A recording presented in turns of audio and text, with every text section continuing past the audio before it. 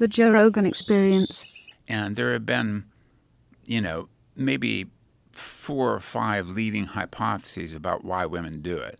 And this is one area where I've changed my mind on pretty dramatically. So early on, a former student of mine, Marty Hazelton, who's now a professor at UCLA, and other friends and colleagues like Steve Gangestad and Randy Thornhill, put forward this idea that the reason that women do it is that they're pursuing a dual mating strategy. That is, they're trying to get investment from one guy, like the good dads, but good genes from another guy.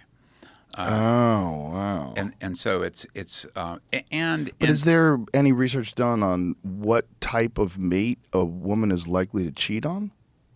Well, that's a good question. So there's been some, and it's not conclusive, but basically the only way this could work, and I have to back up just a second on that, we know that affairs are very costly for women. So if discovered, they result in infidelities, result in violence. Sometimes they result in killing. Getting to the killing. I don't know if we want to get into that maybe later in our conversation. Yeah, you wrote a whole book on murder. I wrote a whole book on murder. Yeah, The Murderer Next Door. But also women suffer more than men. If an infidelity is discovered, they suffer reputational damage. They suffer sometimes social ostracism. It's cataclysmic for their relationship. So, it's one of the leading causes of divorce worldwide across cultures. Is if there's a female infidelity. And so the issue is, what benefit could be so great to a woman that she's willing to risk all these costs if it's discovered.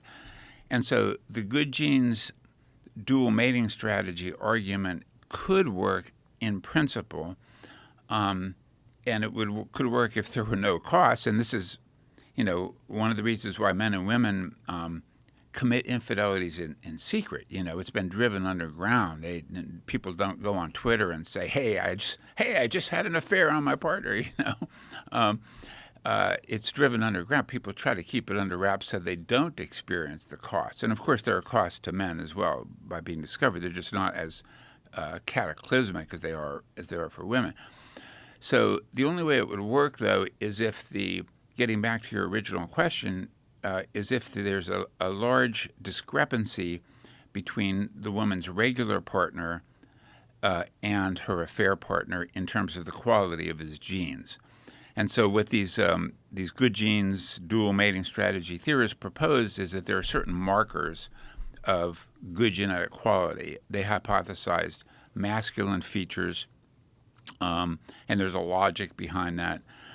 They hypothesized symmetrical features. So we are a bilaterally symmetrical species. So normal development, we have, our hands, our arms, our legs grow, more or less symmetrically. But there are things that cause deviations from symmetry. So mutations, so genetic mutations can cause deviations. Diseases can cause asymmetries, and environmental insults in a variety of ways. And so what the good genes theorists argue is that if the male is very symmetrical, then that's a marker that he's not experienced a history of disease or environmental insults, or a high mutation load, or has what they call a developmental system that's very kind of impervious to these insults. So even though they've suffered the slings and arrows of outrageous fortune, they still maintain that symmetry. Well, I think there are problems with that. But anyway, back to backtrack a second, why I changed my mind. So I used to advocate this. Well, this seems it's logically plausible. But I started to doubt it, and I started to doubt it for two reasons. One is some replications, some larger scale replications of the work started to fail to replicate the original findings. So what they did is, how did they test this? What they looked at is, do women change their preferences when they're ovulating? So because it's only in that narrow window of ovulation that she's going to be getting the good genes. So what they looked at is women's normal mate preferences, and they tracked them over the ovulation cycle, and do they change to prefer more masculine, more symmetrical features when they're ovulating, and then go back to their normal preferences. And the initial studies suggested, yes, they do. Initial studies suggested that when women have affairs, it tends to coincide with when they're ovulating, and some other things like that. How do they gather this data? Well, it's very difficult and time-consuming data, but it started out with crude methods such as estimating the woman's time of ovulation through a backward counting method. Right, but I mean, how do they get people to even become a part of a study where they admit that they have cheated on their husbands? Oh, well, that's a different question. These studies just looked at changes in mate preferences. So right, but you're talking about affairs. It's not just changes in mate preferences. It's a decision to have intercourse with someone other than your husband. Like, right. How do you run a study like that? And they haven't run studies like that. So they haven't said. Okay, they haven't? Yeah, no. So how do they know? They don't. It's just, do the mate preferences change at ovulation in the ways predicted by the theory? Okay, so how would they find that out? How would they find out if a woman's mate strategies changed and if her preferences changed based on ovulation? So they basically get women and then they track them throughout the cycle, and they can do this now. They can do it through hormonal assays. So there are ovulation kits that they can assess. So what do they have, like a survey they fill out? Like, who are you attracted to today? Harry Styles. What about tomorrow? Something like that. Jason Momoa, I must be ovulating. Right. Or basically they show photographic images. And so women just rate, how attractive is this guy? And so what they found, and then independently they can assess masculinity, like Jason, how do you pronounce his name? Momoa. Aquaman. Yeah, he's like super masculine. I remember him. I don't think I saw Aquaman, but I remember him from Game of Thrones. Yeah. Women. Conan the Barbarian too. Yeah.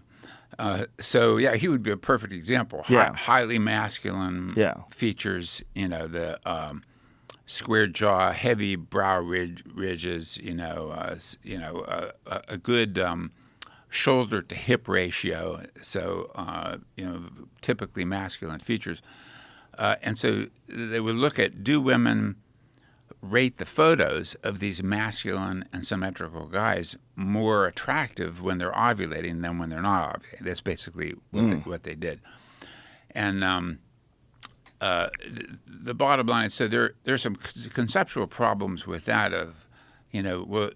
does symmetry and masculinity, why are these the sole features that mark good genes? Because there are also a lot of things that have moderate heritability. It's one of the things we know from the heritability studies.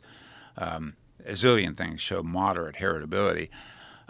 But here's what really convinced me. So one is the failures to replicate those studies. So the larger scale studies failed to find those preference shifts at ovulation. But when I started to look at the literature about women who were having affairs and the reasons that they're having affairs and the nature of the affairs, there are things that cropped up like this.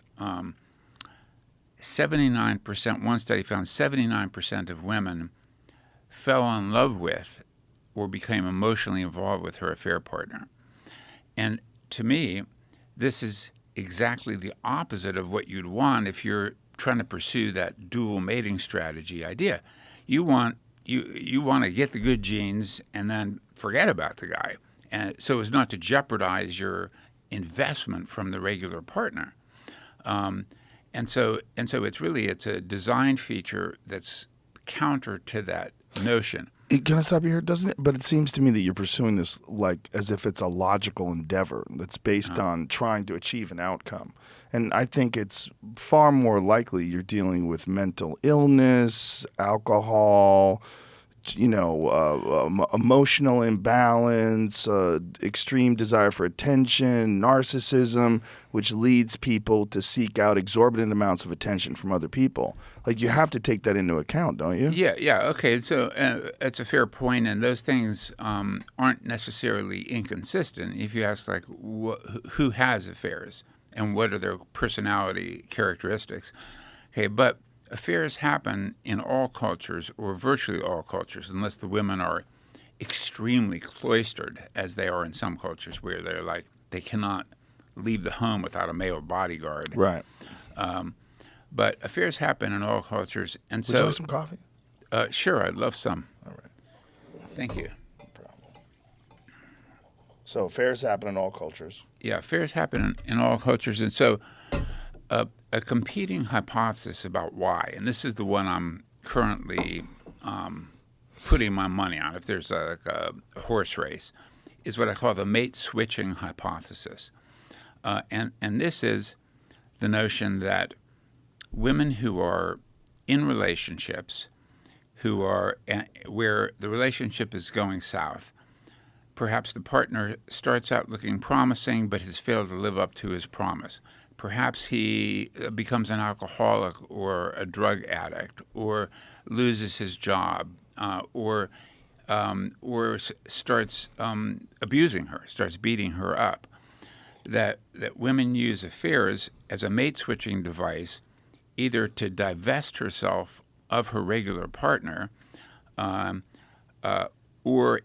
to trade up in the mating market to someone who's more desirable, or to make it easier to transition back into the mating market on the assumption that she'll be able to find someone more desirable out there. And so there's at least a fair amount of circumstantial evidence that supports the mate switching hypothesis, like the one I just mentioned. Women, with 79% of women becoming emotionally involved or falling in love with their partner, this suggests, it's not just, I'm seeking transient attention, as you mentioned. That some women might do it for that, of course. But it suggests that they're forming a long-term attachment to this other guy rather than their regular partner. So here's another one, and this may seem like super, super obvious, is that women who are unhappy with their regular relationship, either sexually unhappy or generally unhappy with their overall relationship, they're more likely to have affairs. Now, this seems like the most obvious thing in the world, right? Yeah, sure. Tell me something your grandmother couldn't tell you. You're unhappy in the relationship, you're more likely to have an affair.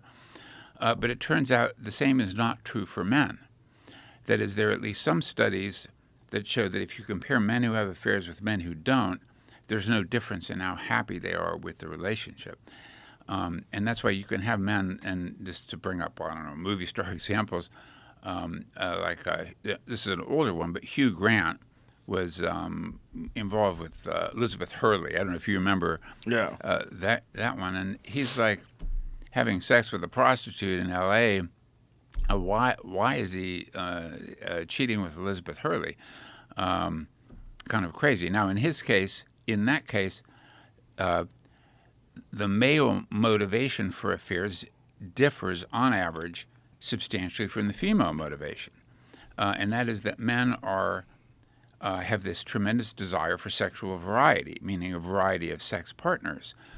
Men tend to have a higher sex drive in general, on average, and so they try to satisfy. So even men who are involved with or married to classically beautiful, beautiful women sometimes have affairs, and people are very puzzled by this.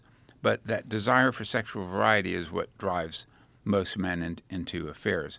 And so there's a dramatic sex difference in why men have affairs, with desire for sexual variety pushing most men into it. It's like, I think it was Chris Rock said, men are only as faithful as their opportunity.